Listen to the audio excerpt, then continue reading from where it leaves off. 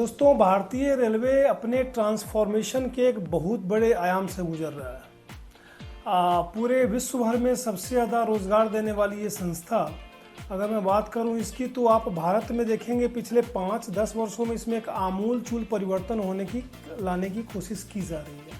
और इसी के अंतर्गत अगर आप देखेंगे 100 स्मार्ट स्टेशंस, अलग अलग ट्रेनों को चलाना, लाइक वंदे भारत, अमृत भारत और इस तरीके की कई सारी व्यवस्थाएं हुई हैं। तो रेलवे के जो ये व्यवस्थाएं हैं, इन व्यवस्थाओं में बहुत सारे नए परिवर्तन हुए हैं जो आम आदमी यानी कि आपको और मुझे सीधे इफेक्ट करते हैं। तो कौन कौन से हैं ये नियम जो हमें अवश्य जानना चाहिए, आज के वीडियो में इसकी हम चर्चा करेंगे। मैं डॉक्टर असित, आप देख रहे हैं अपना प्यारा चैनल अमेजिंग असित। वीडियो को अंत तक देखें, अच्छा लगे अपने दोस्तों से साझा करें और पहली बार आए हैं सब्सक्राइब करना ना भूलें, बेल आइकॉन दबाना न भूलें। आइए आरंभ करते हैं।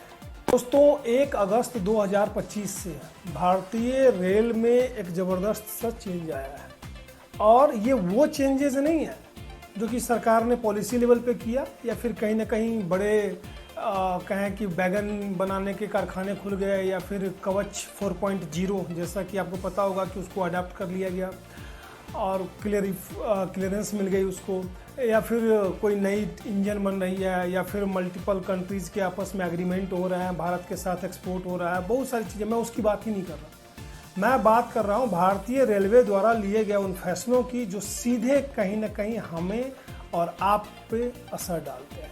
क्या चीज़ें हैं वो सिलसिलेवार ढंग से बात करते हैं। नंबर 1, भारतीय रेल का जो ऐप है वो एक कंसोलिडेटेड इंटीग्रेटेड ऐप बन के आ गया है। जैसा कि आप देख सकते हैं, ये जो ऐप है, पहले आपको रिजर्वेशन के लिए एक अलग ऐप चाहिए होती थी, यूटीआर के लिए एक अलग ऐप चाहिए होती थी। अगर आपको देखना है कि ट्रेन का स्टेटस क्या है तो वेयर इज़ माई ट्रेन, वो एक अलग ऐप होती थी।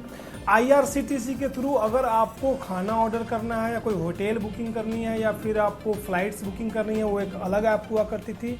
अभी 1 अगस्त से आप देख सकते हैं इसका इंटरफेस एक कंप्लीट इंटीग्रेटेड ऐप दे दिया गया जिसमें सारी चीज़ें हैं, A to Z चीज़ इसमें दी गई है। ना आपको पीएनआर के लिए कहीं भटकना है, ना आपको रिजर्वेशन चार्ट के लिए, ना आपको आपके ट्रेन के कोचेज की पोजीशन के लिए, सारी चीज़ें यहाँ पे कर दी गई है। करना क्या है, आपको एक आईडी पासवर्ड बनाना है और उस आईडी पासवर्ड से आप तमाम चीज़ें कर सकते हैं। दूसरी इंपॉर्टेंट चीज़, 1 अगस्त से तत्काल के नियमों में चेंज आया है।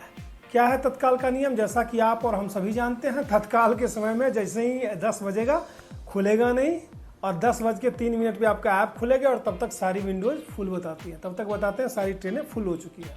तो मैं आपकी जानकारी के लिए बता दूं कि जो नया नियम है, इस नियम में जितने भी एजेंट्स हैं वो, अगर आप एसी ट्रेन तत्काल में बुक कर रहे हैं तो 10:30 से पहले और नॉन एसी बुक कर रहे हैं तो 11:30 से पहले, मतलब 10 से 10:30 एक्सक्लूसिव जो है वो यूजर्स के लिए, आम पब्लिक के लिए, और अगेन 11 से 11:30 जो है वो आम पब्लिक के लिए दे दिया गया। And let's be practical my dear friends, मैंने तत्काल में लाइफ में पहली बार 2 टिकट बुक किया। नॉर्मली कभी भी आपके फ़ोन से, आपके लैपटॉप से होता ही नहीं था, चाहे आपके डेटा और इंटरनेट की स्पीड कुछ भी हो। तो ये एक बड़ी चीज़ देखने को मिली है। दूसरी चीज़ क्या है, तत्काल टिकट करने के लिए आपको आधार को ऑथेंटिकेट कराना आवश्यक हो गया है। आप ऐसे नहीं किसी का AK Singh, DK Singh, DK Singh करके टिकट निकाल देंगे और वो किसी के नाम से दे दिया जाएगा रैंडम। ट्रेन में पकड़ा जाएगा, अरे सर ये तो 65 लिखा हुआ है, ओह मेरा तो 35 है, लगता है प्रिंटिंग और टाइपिंग एरर। ऐसा नहीं चलेगा। आपको अगर तत्काल का टिकट चाहिए तो किसी भी गिवन आईडी पे आपको अपना आधार कार्ड जो है वो ऑथेंटिकेट करवाना पड़ेगा, तभी आपके नाम से तत्काल की टिकट बनेगी। तीसरी चीज़ आती है कि रिजर्वेशन चार्ट का बड़ा इशू था। रिजर्वेशन चार्ट का इशू क्या था कि ट्रेन निकलने से 4 घंटा पहले रिजर्वेशन चार्ट होता था। अब जिसका वेटिंग है वो तो इसी डायलेमा में, सपोज कोई इंटीरियर्स और विलेजेस से आ रहा है जिसको आने में 3-4 घंटे लग रहा है, तो वो तो घर से निकल गया, यहाँ आते आते पता चला कि भाई आपको आपके सीट आपकी कंफर्म नहीं हुई। और रेलवे का नया रूल जो था, जो 1 जुलाई से एक और अप्लाई हुआ था, उसके अनुसार से क्या था, उसके अनुसार से था नहीं, सॉरी, ये 1 जनवरी 2025 से अप्लाई हो गया था कि अगर आपके पास वेटिंग लिस्ट की टिकट है, किसी भी श्रेणी की, स्लीपर, AC कुछ भी है, तो आप ट्रेन में ट्रेवल नहीं कर सकते। और ये सही भी है, सिक्योरिटी पॉइंट ऑफ व्यू से भी अगर मैं बात करूँ आपसे, तो दैट वाज डैम रिक्वायर्ड। तो आपके पास आप आया और आपकी जो टिकट है वो कन्फर्म नहीं, अब आप कहीं के नहीं रहे। तो इस हिसाब से अभी क्या है कि रेलवे का जो पहला टिकट का रिजर्वेशन चार्ट है वो 8 घंटे पहले ही निकल के आ जाएगा। बात करें कैंसिलेशन रूल की, तो इसमें मेजर चेंजेस नहीं है। 4 घंटे तक पहले क्या था कि आपको 50% रिफंड मिलता था, अब ये 25% रिफंड ही मिलेगा। और वेटिंग लिस्ट की जो कैपिंग्स हैं वो स्लीपर क्लासेस में घटा दी गई हैं, कम करके 30% कर दी गई हैं, और एसी क्लासेस में बढ़ा करके 60% कर दी गई हैं। वेस्टर्न रेलवे का अपना एक ऑब्जर्वेशन था जिसमें कि अंडर यूटिलाइजेशन चल रहा था रेलवे का, जिसके कारण से उनकी जो है कैपिंग 60% बढ़ा दी गई है।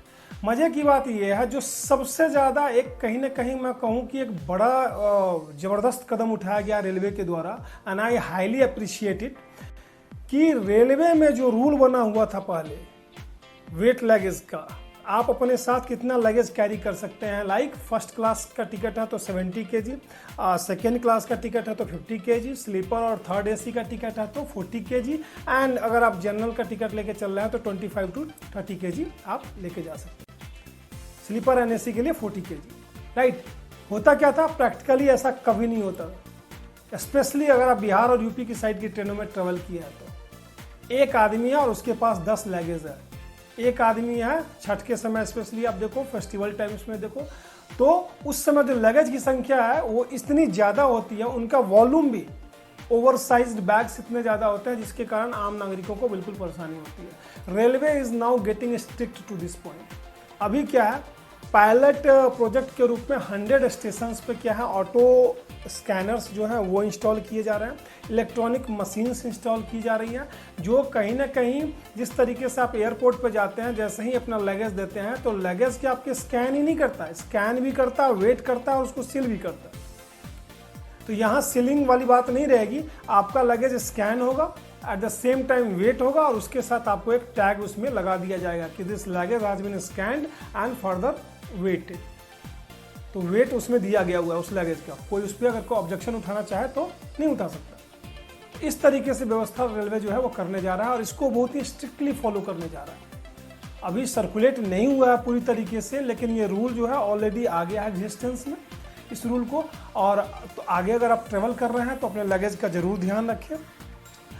रेलवे हम सभी की संपत्ति है, हम सभी की जिम्मेवारी है। इनफैक्ट सही तरीके से बात करूँ तो कुछ तो समस्याएं हैं जिनके अंतर्गत आज आज़ादी के इतने साल बाद भी हम कई सारी चीज़ें हैं जो देखते हैं कि रेलवे में इन ऑर्डर नहीं है, और उसके पीछे कारण भी कहीं ना कहीं हम ही हैं, क्योंकि सरकार के नुमाइंदे चेक कर सकते हैं एक दिन, लेकिन रोज़ ट्रेवल नहीं कर सकते वहाँ पे। तो इसको साफ रखने की बात हो जहाँ तक, या फिर इसको लॉ एंड ऑर्डर में लाने की बात हो। हाँ, सरकार का जो ये नियम है इस पर भी कुछ लोग छाती पीटेंगे, तो वो तो ऐसे ही छाती पीटते रहते हैं, लेकिन ये कहीं ना कहीं हमारे और आपके फेवर में, तो इसलिए इन नियमों का स्वागत भी करें और इसका हम दिल से अनुपालन भी करें। धन्यवाद।